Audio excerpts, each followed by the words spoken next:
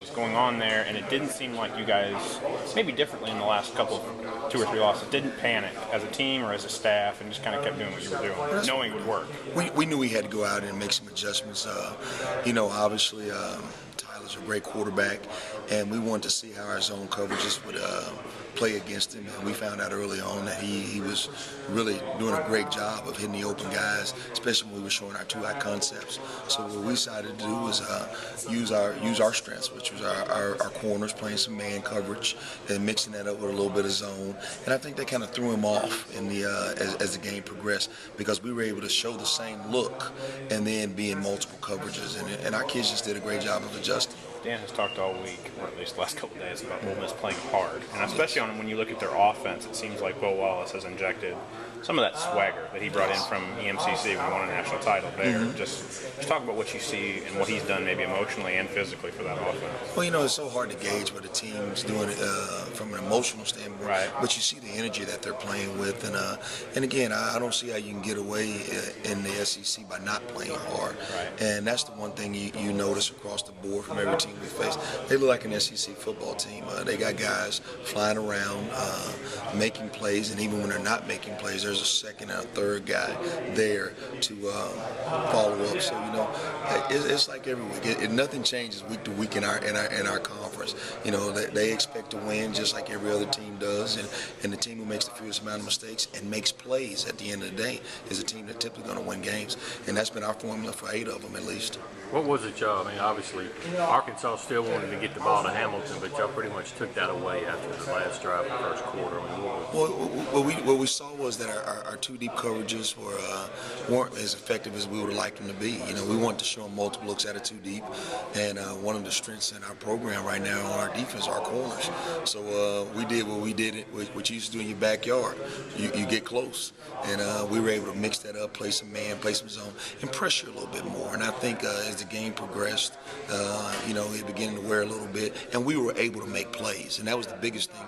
Within the last 3 weeks, we didn't make as many. In most of the games that we've won, we've had 3 or more turnovers or three or more game-changing plays, and we had that obviously Saturday. What do you like out of the youthful safeties you played on Saturday? They seem to make big plays and really kind of grow up a little bit as the game went along. Athleticism. They're athletic guys who've shown, like Jay Hughes, who can tackle in space, and those are things that are critical in these kind of games when people want to spread you out and make you cover the whole field. So that's been the biggest thing. You've been through this drill before. Just talk about how the attitude is going into this week for this team. Obviously it's a really big game. It's a really big game for the state of Mississippi, all our fans, all our players. 365 days a year you have to live with the results, and I think it's something that both teams look forward to. It's a great rivalry, and it's something that I think they'll remember for a long time. Senior class that hasn't lost in this rivalry. True. They played very well. Again, we have one more to go against for the senior class, and we'd love to send them out the right way. Chris Ralph had a lot of success in the last 3 Egg Bowls. How much does Tyler Russell kind of change the dynamics on offense? Well, again, we're a little bit different with Tyler quarterback than we were with Chris, and I think those are things that contribute to what we do offensively. I've always been a person that whatever talent you have, you utilize. I thought Chris did a really nice job the times he got in there and played in the Egg Bowl, and obviously Tyler has his chance now, and we're looking forward to seeing it. A lot of good things looking at the tape this past weekend. What kind of stuck out with you, or some things just to polish? Well, again, there was a lot of things that stuck out. There was a lot of explosive plays. I think we had 18 explosive plays that were really, really good. The thing that probably sticks out, the negative part, was there was a couple of turnovers that we should have took advantage of earlier in the game that didn't happen for us, but we fought back. I thought we made plays when we needed to make plays and scored in the red zone. The option game has worked so well against Ole Miss the last couple of years.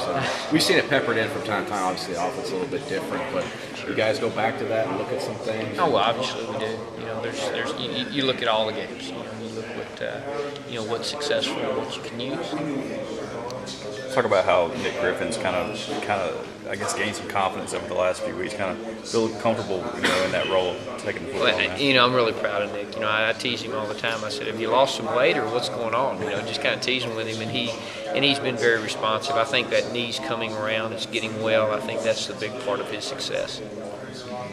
How much has it helped to have that option with Dak comparative. First of the year, he was, you guys wanted to work him in, get confidence, and obviously he's not lacking in confidence these days. Well, anytime you're playing with confidence, it's going to help you on the field, and I think both quarterbacks are doing that. Need to continue with that train of thought. And I think the kids understand the issues that have been presented this season and are excited about a chance to fix it in a big-time game. Is this kind of one of those games you have to cede a little control as the coach and say, Cam, you got to get them lined up, or whoever, because it's so sure. quick? And he does do that. Bernard has learned to do a great job this year, too. So, kind of put it in the players' hands, get them lined up, and they got to play. What changed with your guys after that first quarter with Arkansas? They were doing. I think they just settled in. That they got into a rhythm of the game, and I think that's been a little bit of the issue this year is just getting used to the pace of each offense, and then once you settle in and you kind of get a feel for the talent level and the pace that the offense is going, kind of settle in and are ready to play. Do you like the slight personnel change you made at safety? It seemed to work out well, especially like once they got settled in the second half against Arkansas. Right.